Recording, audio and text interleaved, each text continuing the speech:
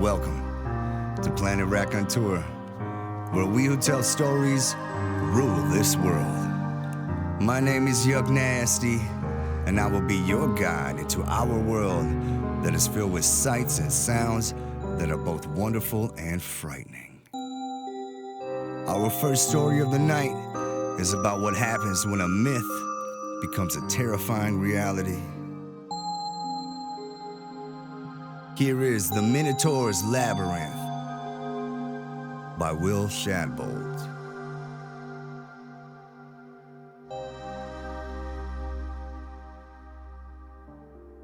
In The Minotaur's Labyrinth by Will Shadbolt. Aristides killed the beast. He had survived longer than his other sacrificial comrades, the Minotaur's meals. Survived long enough to grow used to the labyrinth's darkness. His nose and ears were now his world. So when he heard the monster's soft grunts and inhaled its awful smell, he froze and waited for it to come to him. Aristides could almost feel it draw near. He sprang, his hands wrapped around the creature's thin throat as the bovine stink filled his nose. The same scent that haunted him, that had been present each time one of his Athenian comrades was grabbed and devoured alive. He let go only long after he was sure the monster was dead. His hands next went to the creature's face, and Aristides discovered he had not actually killed the beast. There were no horns, no bullhead, it was just a man. Had he killed one of the other Athenian youths? No, he realized as he felt the length of the man's beard and sniffed at him again. Were the legends false? Was this just the king's bastard son locked away? He didn't ponder that for too long. However, as he began walking down the corridors, choosing directions at random, he moved to other lines of thinking. Were any of the Athenians he had entered with still alive? Which way would bring him out of the labyrinth? There was water, not much, but enough to keep a monster alive. Small man-made streams flowed past many corridors, always ending in slits in the walls, too small for any man or beast to escape through. In roughly a quarter of the corridors Aristides walked down, he could hear the faint tinkle of water. This place, he realized, was designed to contain the Minotaur, not kill it. His stomach, however, grumbled. He was never filled beyond basic sustenance. There were squeaking mice and rats and little else for food. Some weeks later, it must have been at least a month, he judged from his beard, Aristides found the Minotaur. He came upon it by accident, stepping on a femur. The skull felt exactly like myth said it would, a large bull with monstrous horns and razor-sharp teeth. None of decay's stink was left. It must have died years ago. The man had killed it and taken its place. He wandered and wandered. He wasn't sure how long he had been trapped. He felt weak, tired. A moment without hunger seemed as distant as the labyrinth's exit. No matter which way he went, there were never any wind drafts, never any beckoning light in the distance. Aristides heard footsteps. He smelled another man. A clean, fresh one, new to the maze. A member of the next sacrifice for the Minotaur. He crept closer. A part of him wanted to yell out to him. Perhaps together he and this new group could escape. But another part demanded silence. His hunger burned like it never had before. It ached. It commanded. Theseus heard the approaching footsteps. He readied his sword and swung. The Minotaur fell more easily than the myths had led him to expect. A simple slash and it collapsed, croaking out a few final moans. He knelt down and felt for the bullhead. I wonder, he said to himself, were the legends false? Did the king just keep a bastard son imprisoned down here? The end. How would you feel if you knew when and how you were going to die? Not only yourself, but everyone else as well. Our next story of the night tells us about a man who knew these things. I hope you enjoy Inevitable by Leonard B. King. This is Inevitable by Leonard B. King.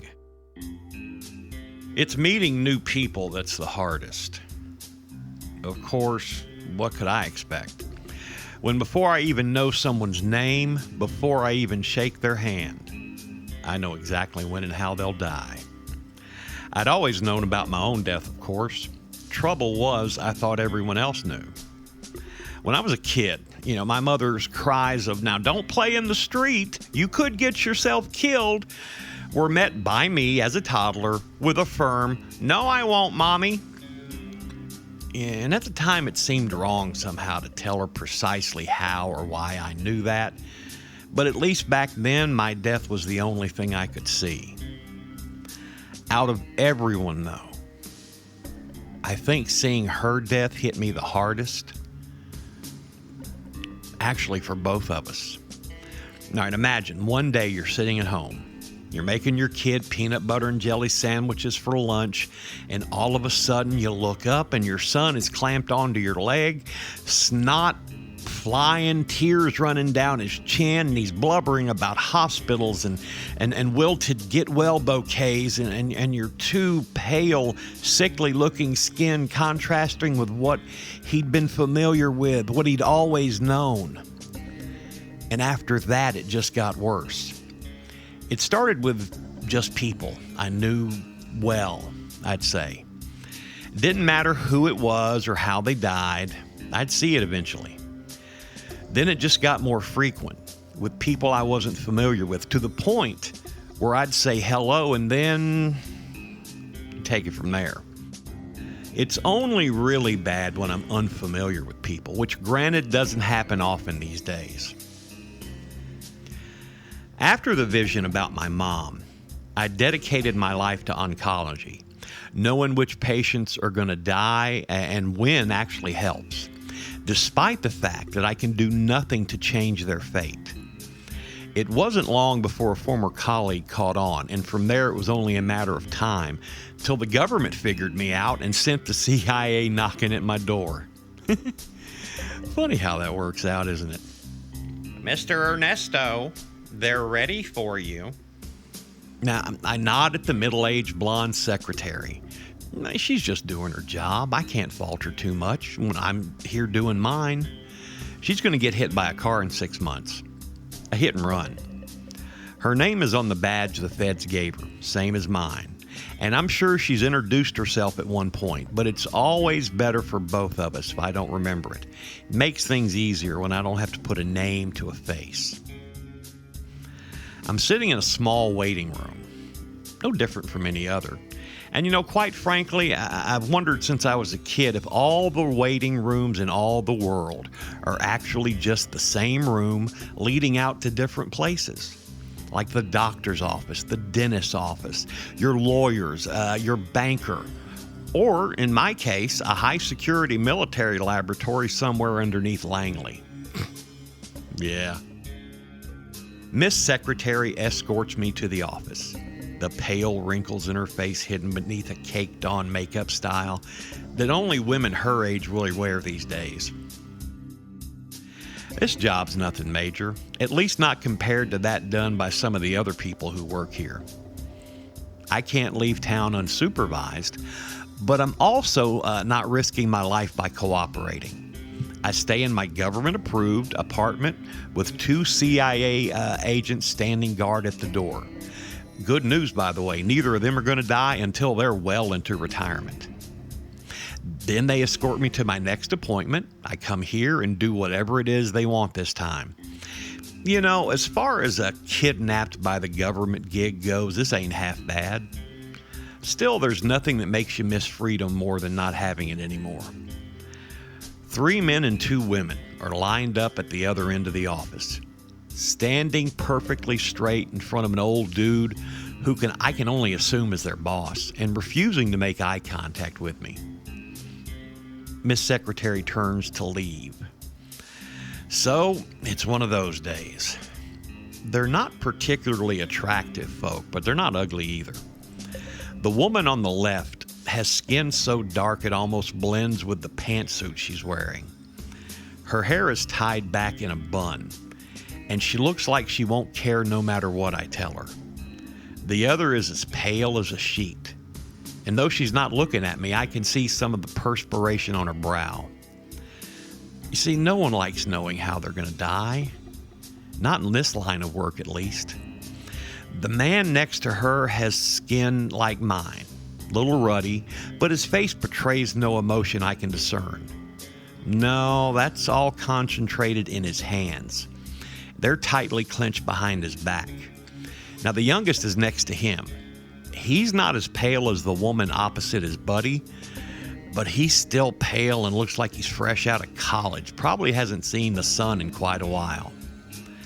He's the only one who looks like whatever I say will come as a relief to him. Out of the 5, he's probably the most dangerous. Next to him is an older man, nice tan. I can see some gray hairs peeking over the ears. He probably doesn't realize they're there yet. He's quaking in his boots, but just his boots. I walk down the line. 80. Sniper fire from some kid wanting revenge. 45. Enemy spy compromises your position, killed on sight. 53. Car crash on your way to the Pentagon. 35. Tortured to death. Oh, wow, that's interesting. What's interesting? The boss asked, eyebrows raised, arms folded. Okay, you're in a hostage negotiation. You're the hostage. The kidnappers surrounded by maybe 20 snipers. Out in the parking lot they are. Made it pretty far if you ask me. There's a bead of sweat growing between the 7 of us. I took the moment to step back and think for a bit. To think of my mother. Stage 4 tumors ravaging her body in a hospital bed that I know no amount of research or wishful thinking will fix. I know there's no changing fate. In a flash, I'm behind the last agent. His gun is in my hand and I've got him in a chokehold before the others can draw their guns. Well, let's get started, I tell these guys. I feel the man start to sway, his skin clammy, as the realization that he's about to die sinks in. No one likes to know how they're going to die after all. If it's any consolation, I only outlive you by a few seconds. Then we start to back out the door.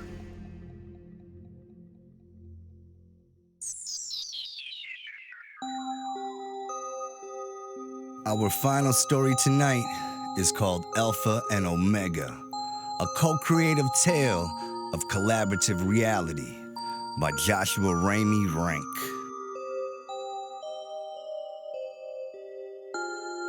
We had a lot of fun putting this one together, and we know you'll have as much fun listening.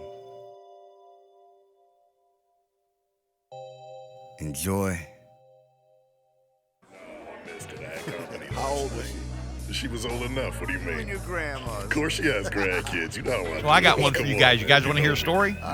Do you want to hear a story? My bad, what do you Papa. got? All right, hang on. I got one. What do you got? I got one. Go ahead.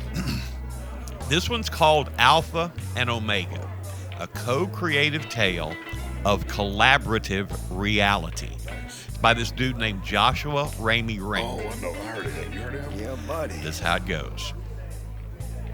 On the day the world began, there were 100 monkeys in the trees. The next day, there were 500. then 1,000. Somebody pulled out a typewriter, which hadn't been invented yet, obviously. I was gonna ask. But there it was. One of the monkeys swung down, grabbed a banana on the way, perched a beaten-up felt fedora hat on his head, and started typing away. Another monkey looked over his shoulder and thought, that doesn't look too hard. And he started banging away on another typewriter. Pretty soon, the whole forest... Wait. They had typewriters in the forest. Well, there must have been a forest, right? Otherwise, where would the monkeys have been hanging out? In the forest with their typewriters, I guess. Anyway, Okay. the whole forest rang out with clickety-clack of typewriter keys striking home, the ding of the bell at the end of the line, and the zing of paper being pulled out of the roller. There was also the occasional, "Oh yeah, that's it, that sounds great," or the muttered, "Damn, what happens next?" from the army of newly made typists. Somebody lit a cigar to help them concentrate. Then everybody had to have a cigar. The monkeys had cigars. The ladies smoked cigarettes. There were lady monkeys. Of course. The reams of paper piled up. A great haze of tobacco smoke drifted through the trees, and some of the monkeys stopped typing and gathered in little clusters around the water coolers that appeared here and there. Dave, this does not make sense. Do you want to hear the end, or do you want to keep bugging me about what does and doesn't make sense? Okay, let's hear it. All right, then. All right. Shut up. All right. What do you think, Harv? One monkey asked another, nervously lighting another cigarette. Think it'll be any good? Don't know, Sid, said Harv. We'll have to see. He offered Sid a hit off the flask of ouzo he was carrying. Seriously? Hey, they say the Greeks invented civilization. Maybe ouzo was here first, huh? The clusters got bigger. The number of typists got smaller, and soon it was just a few sets of simian fingers hunting and pecking away, then just pecking, then a last whoop, a final zing, as the final sheet of cheap bond paper was pulled in triumph from the QWERTY-toothed beast and placed into the stack. There was silence. A monkey nobody had seen yet, wearing a vest and a pair of horn-rimmed glasses, swung down, picked up the pile of paper, bent the sheets like an 8.5 by 11 giant deck of cards between barely opposable thumbs, and shuffled them together. He carefully tapped the pages, squared the edges, tapped them again, and stepped up to the microphone. Wait. Where did they get a microphone? Guitar Center? Man, I don't know where the microphone came from, but it stands to reason, right? I mean, if you've got 1,000 monkeys to hear you, you've got to have some sort of a PA system, so there has to be a microphone. It doesn't make all right? sense. Shut All up. right, finish your weird-ass story. The monkey cleared his throat. The silence got quieter. The other monkeys looked at each other, nervous now, by the way, hopeful it would all sound okay. Yeah. Their thoughts flickered across their faces. Okay, I mean, gosh, now that it's going to be read, out loud to a real audience, maybe it's a little too silly. This whole collaborative thing might not have really been a good idea. Maybe we should come back tomorrow. Yeah? Do another edit. We could write a play instead, okay? Once again, the monkey at the microphone cleared his throat. He lifted the top page, adjusted his glasses, and read. In the beginning were the heaven and the earth. And it was good. Wow. The end. That's it, guys. That's a story. Dave, seriously, what the fuck was that? All right. Go. Yeah, fuck you too. I love you, man. All right. I get it.